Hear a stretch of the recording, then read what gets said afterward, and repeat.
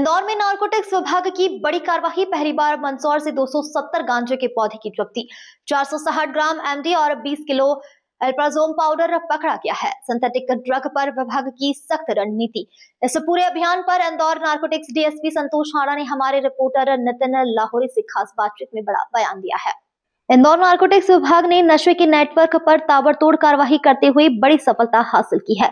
मंदसौर से 270 गांजे के पौधे, 460 ग्राम एमडी सिंथेटिक ड्रग और 20 किलो अल्प्राजोम पाउडर जब्त किया है। सिंथेटिक ड्रग की सप्लाई चेन तोड़ने के लिए विभाग लगातार हाई इंटेंसिटी ऑपरेशन चला रहा है।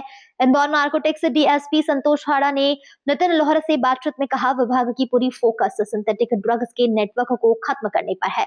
जहां भी लिंक मिलती है उस वक्त कार्रवाई की जाती है। जब्त किए गए सभी ड्रग को माल गोदाम में सुरक्षित रखा गया है और न्यायिक प्रक्रिया पूरी होने के बाद इन्हें नष्ट किया जाएगा। टीम की सक्रियता काबिल तारीफ है, लेकिन सवाल यह है कि क्या शहर में सिंथेटिक ड्रग की कोई बड़ी सप्लाई लाइन अभी भी सक्रिय है? नारकोटिक विभाग की निगरानी और अभियान दोनों तेज है और इंदौर नारकोटिक संतोष हाड़ा की साफ चेतावनी, ड्रग का कारोबार करने वाले की अब खैर नहीं। हाँ, पिछले 2 महीने में काफ़ी अच्छी कार्रवाई हमारे यहाँ से हुई है।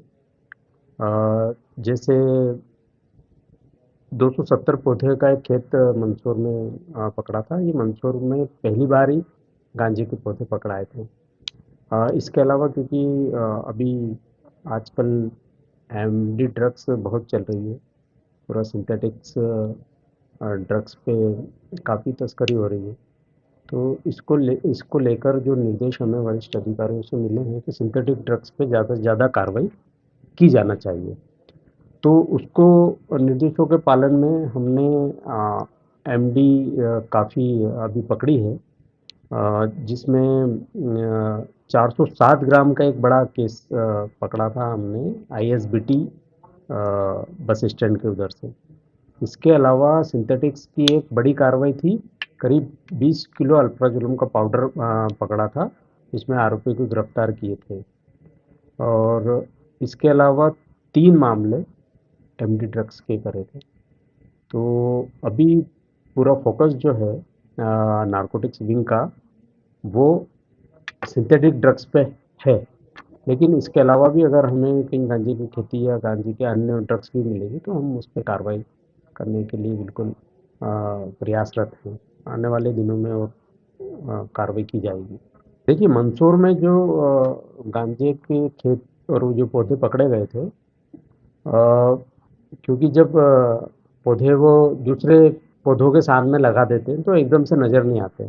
जब वो काफ़ी बढ़ जाते हैं तब नज़र आते हैं और फिर प्रॉपर उसकी सूचना मिलती है तो कार्रवाई की जाती है। मंदसौर की जहाँ तक बात है तो लोकल पुलिस को भी इस बात की जानकारी थी और मौके पर लोकल पुलिस भी आ गई थी, तो हमने मिलकर उस पर कार्रवाई करी थी। इसके अलावा मनावर में क्योंकि वहाँ का टेराइन और भौगोलिक स्थिति ऐसी रहती है कि वो बहुत जल्दी दिखाई नहीं पड़ते हैं और कभी कपास की खेती आदि के बीच में वो पौधे लगा देते हैं। तो जब पिन पॉइंट सूचना मिलती है तो फिर उसको हम दबिश देके और पकड़ लिए। सर, उन पौधों को क्या डिस्पोज किया गया है, कहाँ रखा है?